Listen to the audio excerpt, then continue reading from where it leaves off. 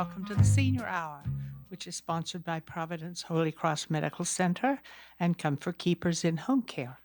I'm Barbara Cochran with my co-host, Dr. Thomas Polucki. On your hometown station, 98.1 FM, AM 1220 KHTS. This is a show for, about, and by seniors, giving information to enhance one's quality of life. And our first guest this afternoon is co-host Barbara Cochran. That sounds. I was going to wonder how you were going to introduce yourself. That was good. So take it away, Dr. Polucki. All right. So, Barb, we've had a glimpse at a couple of things that during the formative years of your life, right? I mean, we know you survived cancer not once but twice. Neuropathy and complications and all of that. But I feel like a big part of who you are and why you're such a bad I self-dunked on the air. A tough individual is your early experiences. I mean, you survived the Blitz, and so I know that the Blitz took almost a whole year. It started towards the end of 40 and lasted until late summer of 41. And there was a time in 40 when you're getting bombed every day, like for 2 whole months.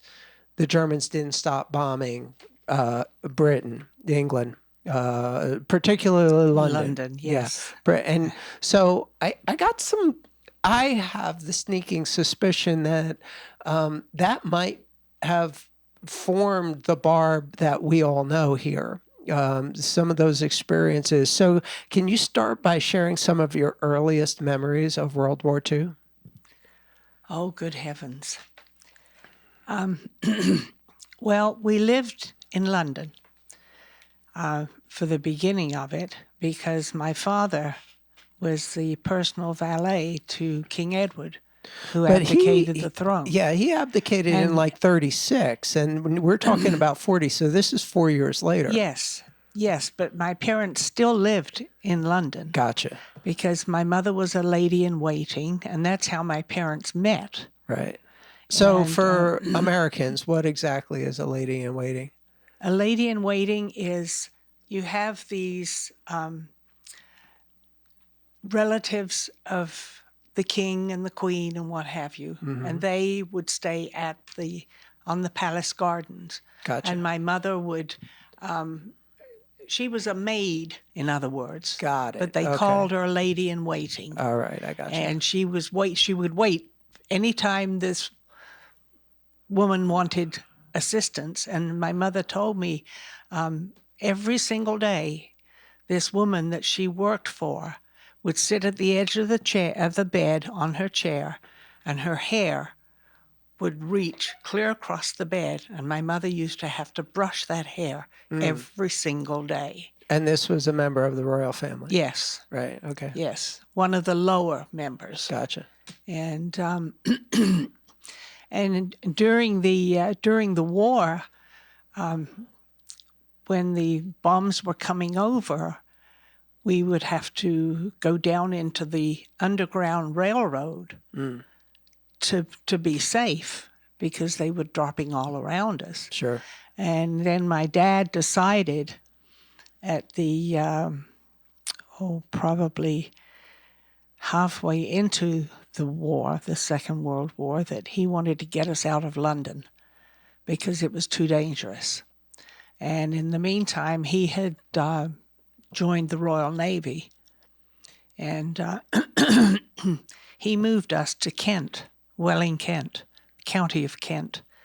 And still, the war was still going on because I can remember standing out in the backyard watching the buzz bombs go over, fire coming out and the buzzing sound. And when that stopped, you never knew where it would land. Right. It started gliding down. And we used to stand out in the middle, shoot those buzz bombs down, boys, shoot those buzz bombs down. Hitler's secret weapon, shoot those buzz bombs down. First you hear the engine, then you hear it stop, then you see it gliding, then you hear it pop. We made that. My friends and I, who lived on Charmouth Road, was the street we lived on, and this was in Welling, Kent. And we all used to stand out in the middle of the street and make up songs, and that was the one particular one that I remembered. So that's like, with all the craziness going on. So 1940, let's say 40, 41. How old were you? Well, I was born in 36. All right. So you're only 4 or 5 years old. Yes. So you're 5 years old and you literally are being bombed on a daily basis. Yes. And but so, you kind of got used to it, you know. And my mother had a vegetable garden because we were rationed with how much we could get. You could only have 1 egg per person per week. And so my mom and dad decided, let's get chickens. Well, I was in charge of the chicken coop. I had to clean out the chicken coop because my brother was 4 years younger. And of course he was not, he was a baby, you know. right. And that was my job. But at least we had vegetables.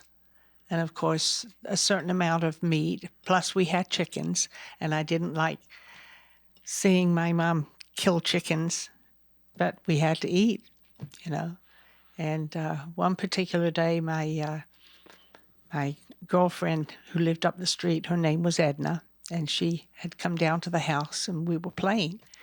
And at that time, they had done away with the outside bomb shelters. They used to have the great big domed shelter, and you had to go down inside. We had to dig out a hole in the ground so that we could go down inside the shelter to be protected. Well, they had done away with those, and you were required to have indoor shelters.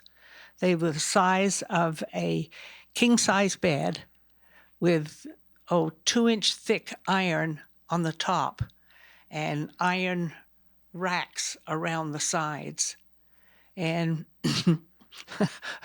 this one particular day, the siren had sounded to take cover, which means you go inside those indoor shelters. Well, my mother wouldn't let my girlfriend go home because she had too far to go, so she had to stay also. Well, my brother was kicking up a fuss, and Mom was attending to him. So Edna and I decided, let's go outside. Oh, so we went out the front door, down the garden path, out onto the sidewalk, because we had a gated property. And no sooner had we gone out there than here comes this massive buzz bomb sailing over. It must have been 3, maybe 4 houses down from where we were standing. So it was enormous. And you talk about 2 scared little kids. We went screaming in the house. And that thing exploded probably about 6 blocks away from us.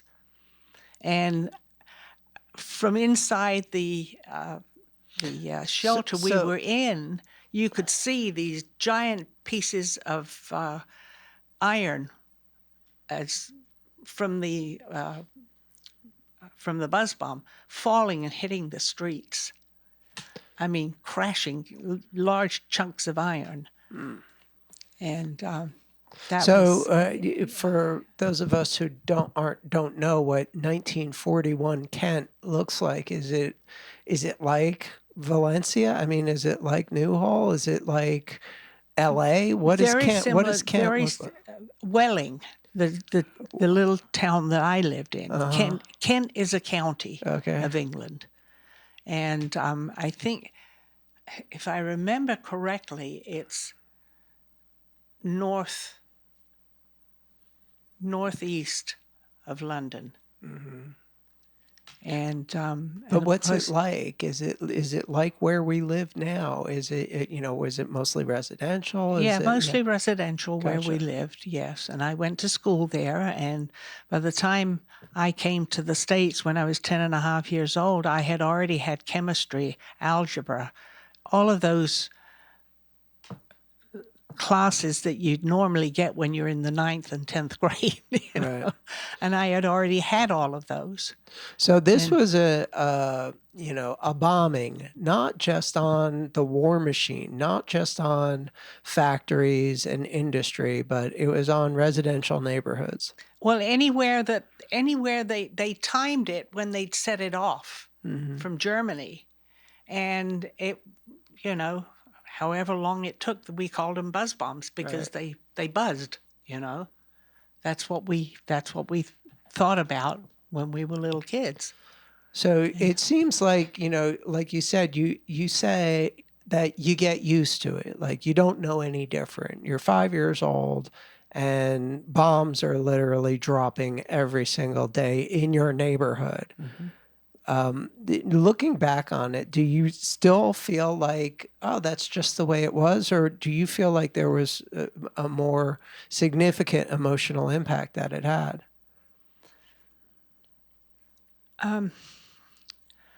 I think it probably made me a stronger person I would say so. because my mother was the very silent, withdrawn person. My dad was the very outgoing. Everything's going to be great, keep looking forward. He was that type of person. And I'm more like my dad was, and my brother was more like my mother was. Yeah, it usually works out like that. Yeah. And my brother didn't remember much of the war because he was a baby. Too young, He yeah. was too young, really. But I do remember a great deal of it. Yeah. And I still remember it now. It's still very vivid. Sure. And the people who are going through the war now. Which one? Are you talking Well, about Israel? All of them. Yeah. Whatever's going on. Are you talking about Ukraine? Yeah, I mean, take a pick. It's All the ones that we devastating. never see about on the news. It's devastating. Yeah. It really is. I mean, I know exactly how some of those people feel. And when they have them on the news being interviewed, I'm thinking, bless your heart. I know exactly what you're going through, how you're feeling, and because I've been there and I've done that. Even as young as I was, it's something I will never, ever forget. Yeah. Never. So what does that mean after the war to you? Like what happened on VE Day? Because that's the one that's relevant to you. When it was, what was it, 41? No, wait, 45. 40. Wasn't it 45? I know VJ Day was 45. But I think VE was 44, wasn't it? possibly. Yeah, I think so. I think it was quite a bit earlier.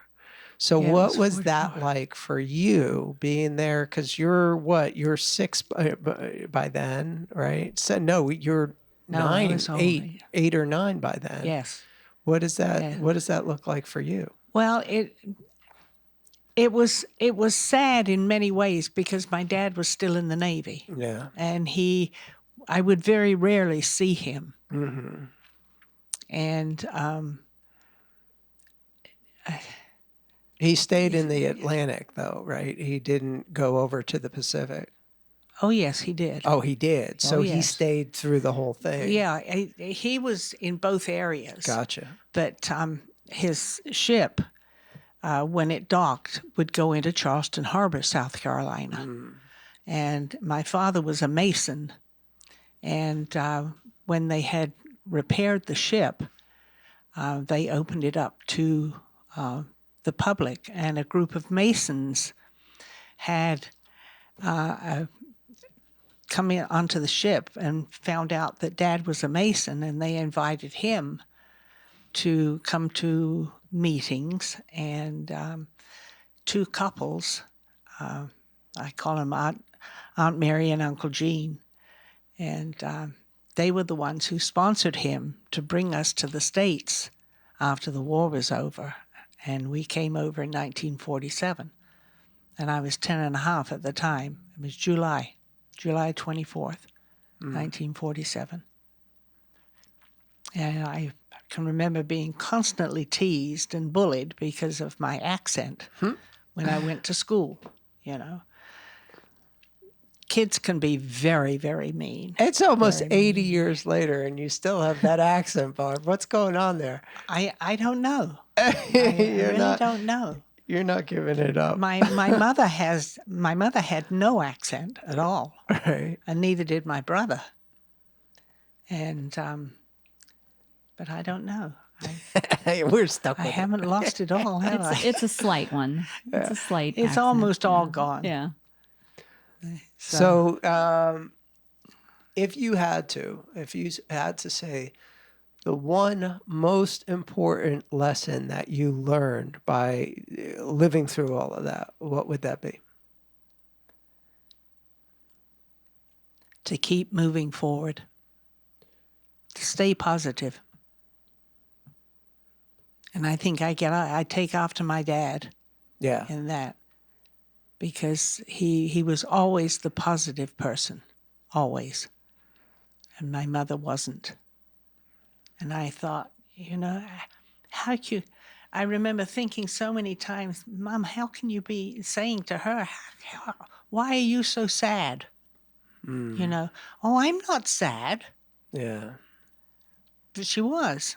Yeah. At least that's the way she came across to me. Right. Whereas Dad was always the positive person. You've got to keep going and do things and get things done, and you'll be successful and that kind of thing. So I think staying positive is probably the one thing that I took from all of this. Because you will get through with it. You will get through it. Yeah. You did. Yes, I did. And I'm that- still going. Yeah, well, you know, as horrible as that is, that's why I asked. Because it's made you the person you are now. You are an exceptional example of resilience, of moving forward no matter what, and a valued member of this community. So that's why I wanted to get to know how that all happened. Yeah, I never really thought about that. But I know my father was manager of country clubs because he had been involved with lots and lots of people, been involved in the catering business and that kind of thing when he was in England, and he would get so many different jobs, and of course we'd have to move wherever he'd go. So I went to there was 10 high schools in 12 years. Wow. 10 schools in 12 years. Wow. That's a lot. So it's not even just wartime, but just was he still in the military, or when he moved no. here, He was out of the military. So why so many moves? Because of the job situation. Post-war, it should have been a boom time, no? Country clubs. Oh, okay. And he worked for lots and lots of people, different people. Gotcha. And, you know, they would decide, well, we don't need you. You know, we've found somebody else, so go away. And Dad would have to, he would have to leave us wherever we were living at the time. And I've lived in Henderson, I've lived in Charlotte, North Carolina, I've lived in Raleigh, North Carolina, Charleston, South Carolina, you name it. But you've been here in Santa Clarita since 1968. Yeah, that's and I will not leave. Yeah. I ain't going no place. 55 years, going on 56 years. We're glad to have you here on the Senior Hour, KHTS 98.1 AM 1220, and your hometownstation.com. Welcome back to the Senior Hour. I'm Barbara Cochran with my co-host, Dr. Thomas Polucki, on your hometown station, 98.1 FM, AM 1220 KHTS. And our guest now is Adam Laraway from Focus Physical Therapy. Hi there. Happy New Year to you. Happy New Year to you. And how was your New Year and your Christmas and everything? It was wonderful. It was wonderful. Got to spend a lot of family time, and Yes. that's the most important stuff. Yes, it absolutely is. It absolutely is. So what's on the docket for today? Well, I thought we'd talk about maybe, a lot of people at this time of year, they do New Year's resolutions. I'm not a big fan of resolutions, but one of the things in physical therapy I like to talk about, is getting people more active and doing things. And so, starting like a walking program is a really good way to kind of get yourself up and moving and starting off. And you can start as easy as, walking around the house a few times or, walking to the mailbox. But, getting movement is so, so important. And a lot of times, this time of year, everybody's like, okay, I'm going to get fit. This is the year I'm doing it, and then now so many times it just fizzles out.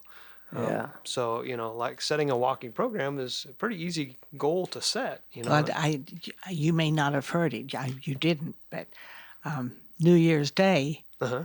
I walked 1 hour Hey, amazing. all around the housing tract that I live in, up hills, Uh-huh. down hills. Of course, I used the walker. Yep. Yep. But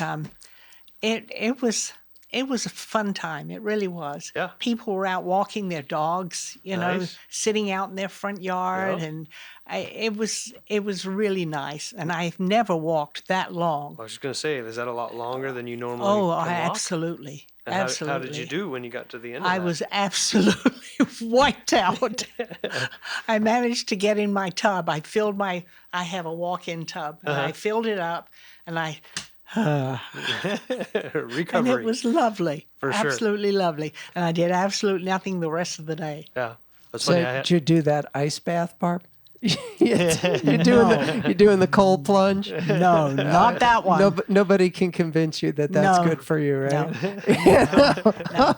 I'm on Team Barb with My, this one. my body will not tolerate that. It's good for me to tolerate warm water, but I like a little bit hotter. Yeah. Yeah. I mean, at your age, no offense, it's a lot better for you. The stimulating the circulation, the relaxation. You put some magnesium Epsom salt in there, Yes. and it's all good. All good. You get the infrared from the heat. You get the And the magnesium. bubbles. You Oh, get the bubbles are so It's nice. all good. Crazy guys You like got a luxury tub. Adam and I are still beating ourselves up for fun, so we occasionally need to do that ice craziness, and I'm not No. a fan. I know it's good and important, but I hate it. So, Adam, I just want to chime in. You made the point that you, as I, am not a fan of resolutions. They're worthless. Yep. Forbes just came out with a study they did. 91% just give up completely. For sure. Only 6% actually make any kind of a lasting change. Yep. So it's more like 94% of the time it's an absolute waste of time. Yep. And almost everybody has a resolution about health. Yeah. Almost everybody. I'm going to lose 20 pounds. That's the most common. Right. Everybody needs to lose 20 pounds, and hopefully it's nothing more serious than that.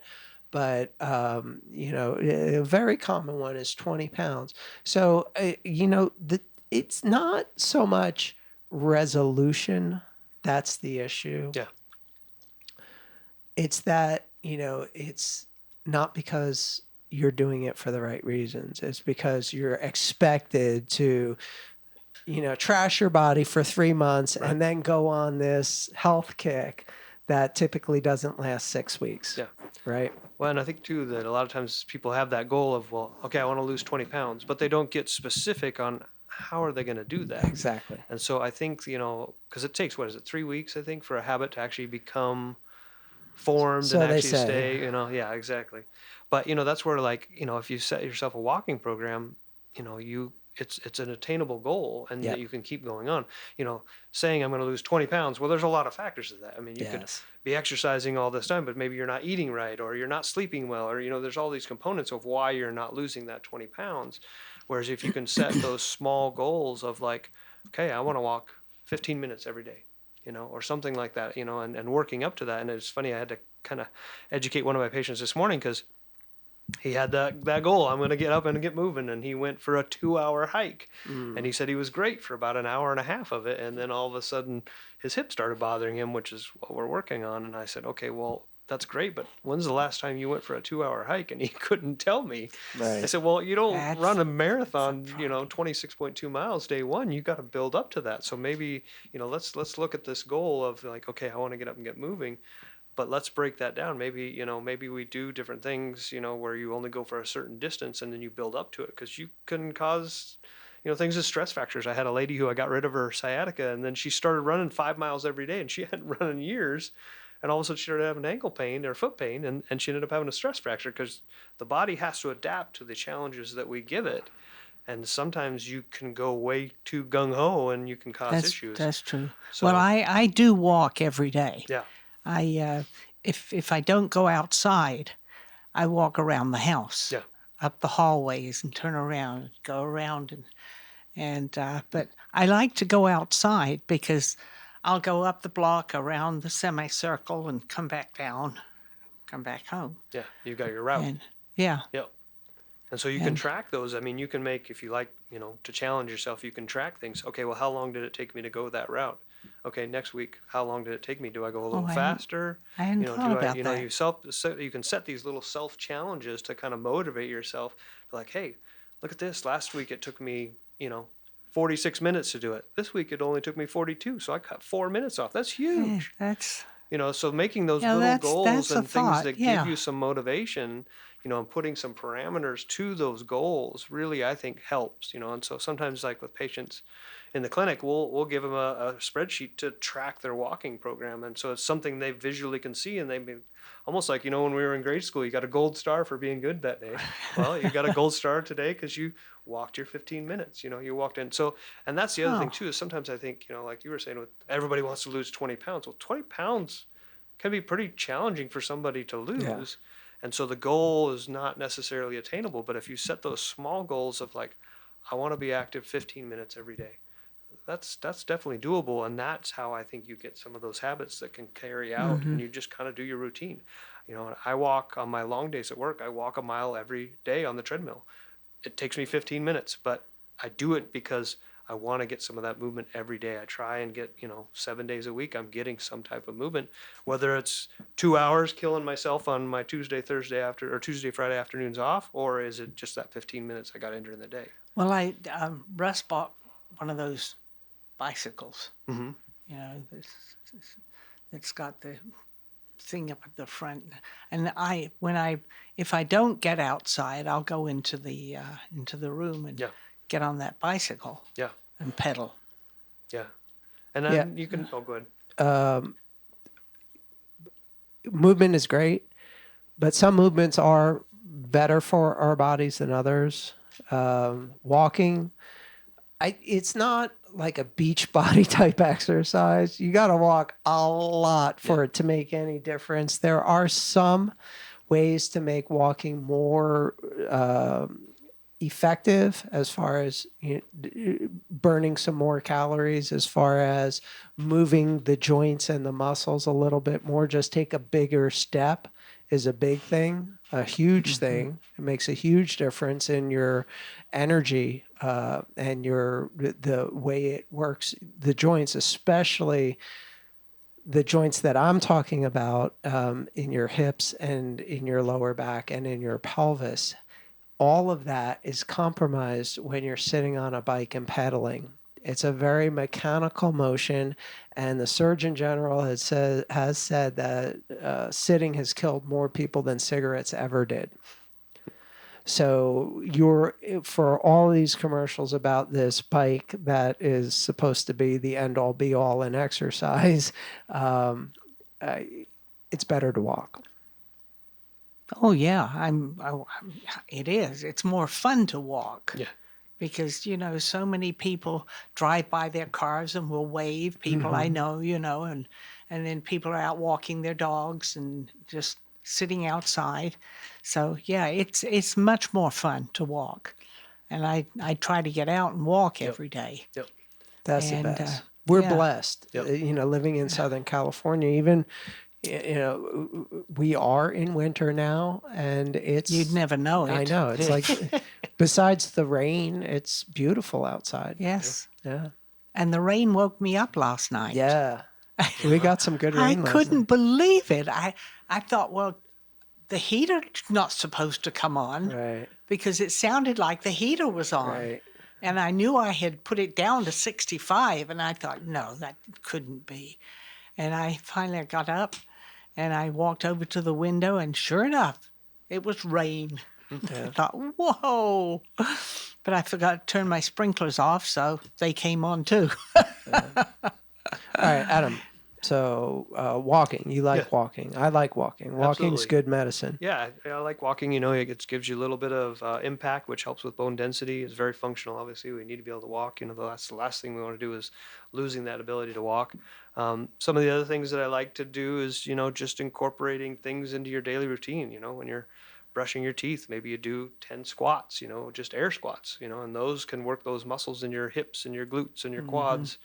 You can do single leg balance, if you need to challenge your balance. So sometimes, if obviously safety is most important, but, if somebody's brushing their teeth, you can have them balance on one leg. That's a functional exercise that, they can work on with I never their thought about balance. that.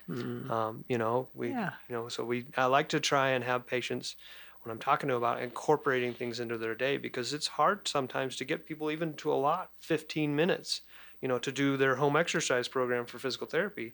And so sometimes you just got to incorporate it into your day. And then that's easier, like to carry out. So those are some of the different things that I like to talk to patients about, not even just with the New Year's, coming through, but year round. We're always talking about that with how do we incorporate things into your day to keep you active, keep you moving. And that's the most important. Yeah, well, when I have to go into the kitchen for something, I use the walker, and then I'll hold onto the sink and lift my feet back, my legs back. Yep. Do a little hamstring curl. Yeah. Yep. And then to the side. Mm-hmm. And I don't do it for very long, but at least I do it, Yep. And so Yeah, and you I'm definitely. trying to keep myself fit, because I find myself a lot of times just sitting in the chair. Yep. And I agree with Dr. Polucki, the same thing that, in my clinic, I talk to about the sitting disease, because when we sit, it's not good. It We're isn't. not designed to sit. Absolutely. And if it's people not. sit too long, for too long a duration, but also too long over, time frame of years, you see some of these elderly people, they're walking around like they're sitting in a chair. I could literally pull a chair up behind them and it would fit, and that's not good, because again, then we get into trouble with gravity never gives up. No, And so the that's minute true. your head gets forward and you're leaning forward at your hips, gravity's gonna win. It's gonna keep pulling you down. It's gonna get worse and worse and worse. And so we talk a lot about that. That's right. And that's what this second bout of cancer that I had is that really, really took it out of me. The Yeah. first one was when I was 75, Yeah. which I beat it fine. Yeah. It wasn't very pleasant. But this second time around, it was a lot harder on my body, and I assumed it was because of my age. Yeah. I was 10 years older when I came down. Well, I was almost 86 when I got it this time. Yeah. But it's been harder for me to get over it and to recover like I did the first time. Yeah. And I think age has a lot to do with it. Your body starts breaking down as you get older. And my next birthday will be 88. 88. Wow. Double digits. There Woohoo! you go. Very And cool. I intend to get there. Absolutely. You're not going to take me away. That's good. Not anytime Yeah, soon. don't count Barb out. anytime No, not anytime soon. Yep.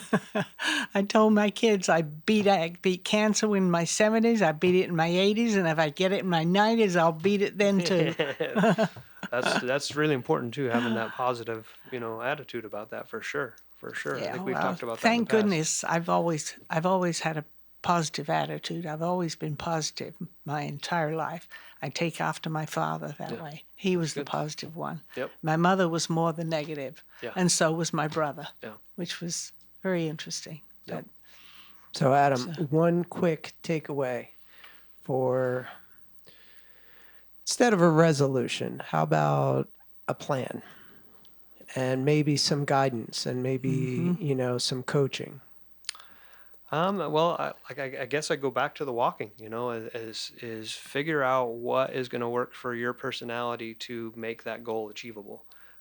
Whether it be writing it down, having something on the refrigerator or by the door or something like that, something that's going to remind you to get that pattern for the positive to go. Whether, like I said, whether it's walking 15 minutes, whether it's getting up, every hour for 2 minutes.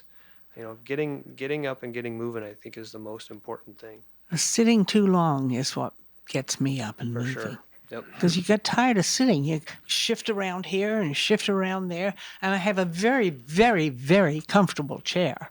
I mean, it flips back. It'll go almost bedwise, And it's so tempting just to sit.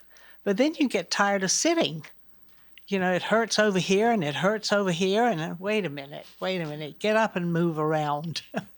All right, we'll be right back with the Senior Hour, KHTS 98.1 FM, AM 1220, hometownstation.com. Welcome back to the Senior Hour. I'm Barbara Cochran with my co-host, Dr. Thomas Polucki, on your hometown station, 98.1 FM, AM 1220, KHTS. And we're speaking with Adam Laraway from Focus Physical Therapy. Take it away, Dr. Polucki. All right, Adam, we both agree that number one, resolutions are practically worthless. 94% of the time, nothing happens. So instead, what is the difference in that 6% that actually make some lasting changes, some changes that are really going to get you to the place instead of making the same resolution every year? And for most people, that resolution looks like, oh, I'm going to drop 20 pounds, right? Yeah, right, sure. Maybe you'll stick with that until the middle of February, and then it all falls apart. So the difference is having someone there to keep you accountable, to walk you through step by step, someone who has a pretty good idea of how the body works. So Adam, I'll let you take it from here. Well, that's, I would say, where physical therapy can definitely help with that. If you're having trouble with getting those goals going or getting those program started, getting a referral to come in to see a physical therapist, and we take a look at you. Our first visit is an hour evaluation, and we literally sit there and listen to kind of what your issues are, or what your difficulties that you're having, and then we put you through tests to figure out where are those deficits. And some of that stuff's hard to figure out on your own. Why can't I walk for 15 minutes? Well, then you come in to see a physical therapist, we evaluate you, and we figure that out, and we can help coach you along the way with, giving you exercises, holding you accountable, problem solving the issue. Like, say, my gentleman this morning that went out for a 2-hour hike and, came back with some left hip pain. Well, we problem solved that this morning, and he walked out without the left hip pain. And so that's where physical therapy, I think, is so crucial in figuring out how do we get, those issues that are keeping you back from meeting those goals, and setting those goals with you. Obviously in physical therapy, we set short and long-term goals, but, for me, I'm always listening to the patient. What is it that they want to do? Do they want to be able to get on the fort, play with their grandkid? Do they want to get on, be able to go to the park and push their grandkids on the swing, something like that? And so those are really important to listen to. And then how do we get to those goals? And that's where physical therapy, I think, can really help with that. Well, that's why I want to come and see you, Yep. because I want to be able to walk by myself without feeling like I'm going to fall over. Right. And that's why I use the walker. Yep. Because sure. I have fallen and I don't want to fall again, because living, with my kids not there all the time. Yep. I mean, they come and go, and but they're not. There's no one there 24/7, For sure. and I don't need to kick in long-term care. Yeah. I don't Right. need it. Yep. And And that's where physical therapy can definitely help. We can get you in here and we take a look and see what's going on and what issues can we try and improve on to meet yeah, those goals.